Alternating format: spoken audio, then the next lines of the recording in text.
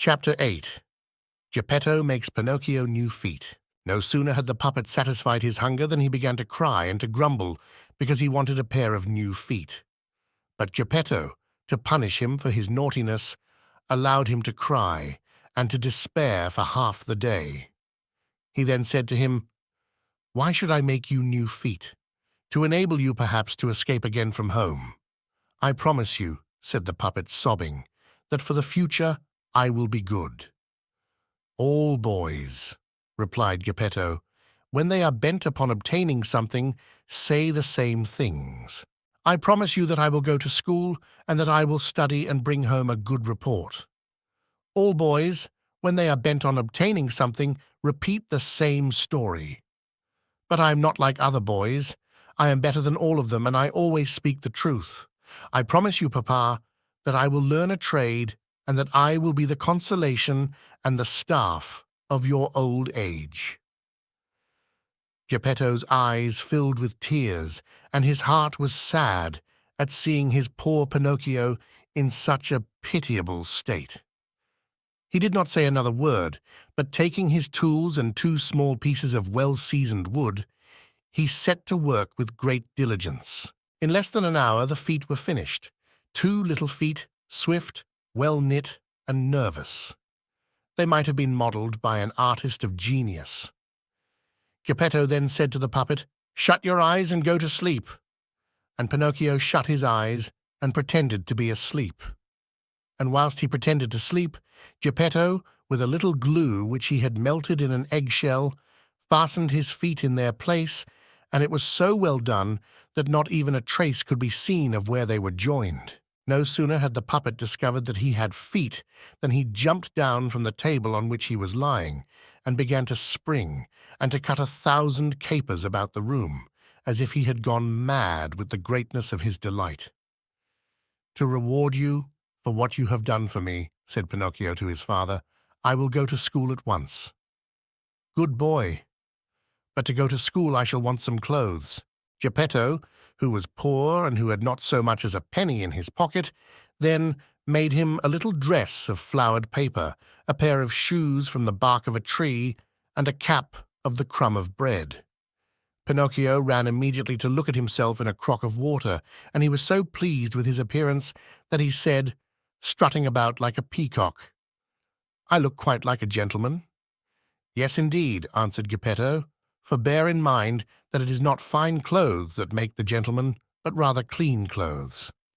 By the by," added the puppet, "to go to school I am still in want indeed. I am without the best thing, and the most important." "And what is it?" "I have no spelling book." "You are right, but what shall we do to get one?" "It is quite easy. We have only to go to the booksellers and buy it."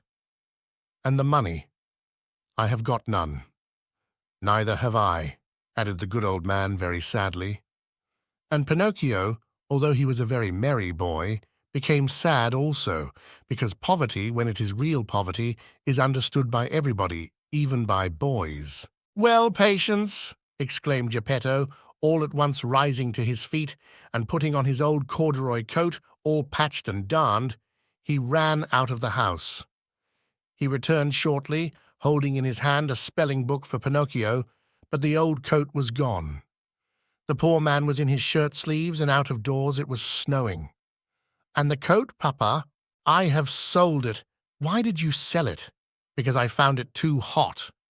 Pinocchio understood this answer in an instant, and unable to restrain the impulse of his good heart, he sprang up, and throwing his arms around Geppetto's neck, he began kissing him again and again. Chapter 9. Pinocchio goes to see a puppet show. As soon as it stopped snowing, Pinocchio set out for school with his fine spelling book under his arm.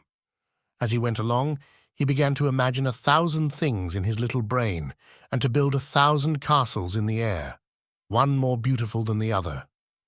And talking to himself, he said, "Today at school I will learn to read at once. Then tomorrow I will begin to write, and the day after tomorrow to figure. Then, with my acquirements, I will earn a great deal of money, and with the first money I have in my pocket, I will immediately buy for my papa a beautiful new cloth coat. But what am I saying? Cloth, indeed. It shall be all made of gold and silver, and it shall have diamond buttons. That poor man really deserves it, for to buy me books and have me taught, he has remained in his shirt-sleeves, and in his cold. It is only fathers who are capable of such sacrifices. Whilst he was saying this with great emotion, he thought that he heard music in the distance that sounded like fifes and the beating of a big drum. Fee, fee, fee, fee, fee, fee, zoom, zoom, zoom. What can that music be? What a pity that I have to go to school or else. And he remained irresolute. It was, however, necessary to come to a decision. Should he go to school, or should he go after the fifes? Today I will go and hear the fifes, and tomorrow I will go to school, finally decided the young scapegrace, shrugging his shoulders. The more he ran, the nearer came the sounds of the fifes and the beating of the big drum. Fee, fee, fee, zoom, zoom, zoom, zoom. At last, he found himself in the middle of a square quite full of people who were all crowded round a building made of wood and canvas and painted 1,000 colors. "What is that building?" asked Pinocchio, turning to a little boy who belonged to the place. "Read the placard. It is all written, and then you will know." "I would read it willingly, but it so happens that today I don't know how to read." "Bravo, blockhead! Then I will read it to you. The writing on that placard in those letters, red as fire, is The Great Puppet Theatre. Has the play begun long? It is beginning now. How much does it cost to go in? A dime. Pinocchio, who was in a fever of curiosity, lost all control of himself, and without any shame, he said to the little boy to whom he was talking, "Would you lend me a dime until tomorrow?" "I would lend it to you willingly," said the other, "but it so happens that today I cannot give it to you." "I will sell you my jacket for a dime," the puppet then said to him. "What do you think that I could do with a jacket of flowered paper? If there were rain and it got wet, it would be impossible to get it off my back. Will you buy my shoes? They would only be of use to light the fire. How much will you give me for my cap? That would be a wonderful acquisition indeed. A cap of breadcrumb. There would be a risk of the mice coming to eat it whilst it was on my head." Pinocchio was on thorns. He was on the point of making another offer, but he had not the courage. He hesitated, felt irresolute and remorseful.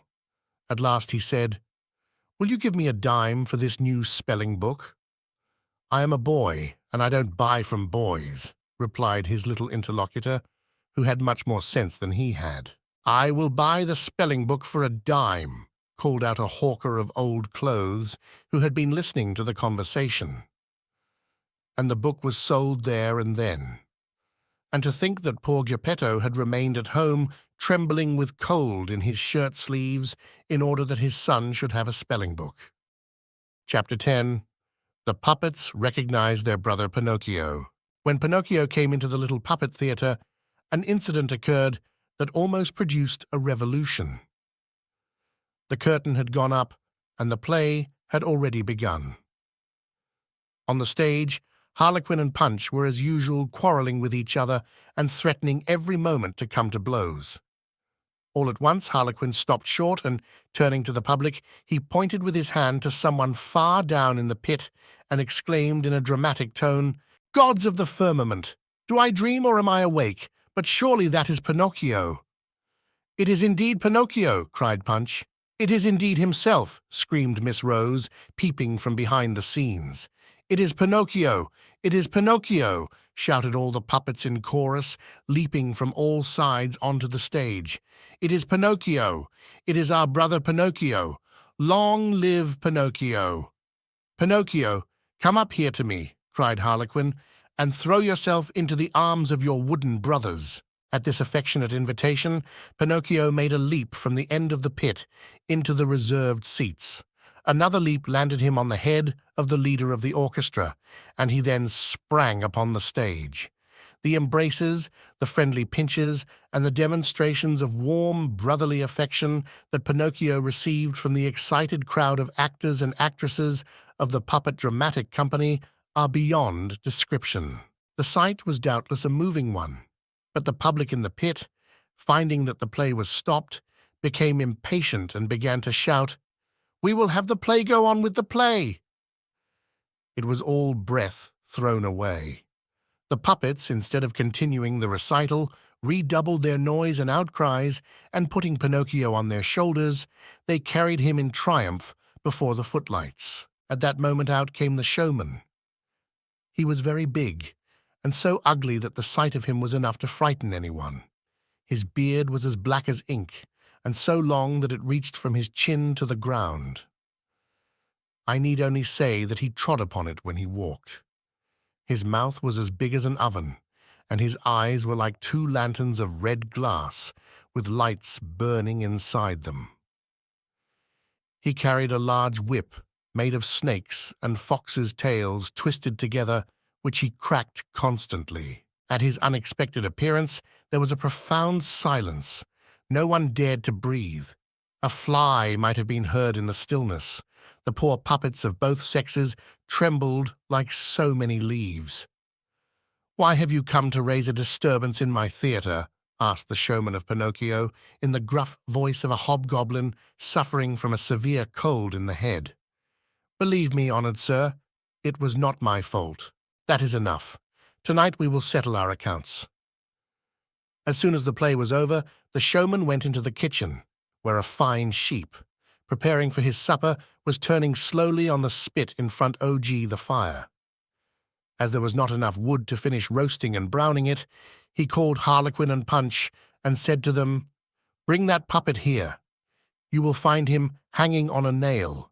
It seems to me that he is made of very dry wood, and I am sure that if he were thrown on the fire, he would make a beautiful blaze for the roast." At first Harlequin and Punch hesitated, but appalled by a severe glance from their master, they obeyed. In a short time they returned to the kitchen, carrying poor Pinocchio, who was wriggling an eel taken out of water and screaming desperately, "Papa, Papa, save me! I will not die! I will not die!" Chapter 11. Fire Eater sneezes and pardons Pinocchio. The showman, Fire Eater, for that was his name, looked like a wicked man, especially with his black beard that covered his chest and legs like an apron. On the whole, however, he had not a bad heart. In proof of this, when he saw poor Pinocchio brought before him, struggling and screaming, "I will not die! I will not die!" he was quite moved and felt very sorry for him. He tried to hold out, but after a little he could stand it no longer, and he sneezed violently.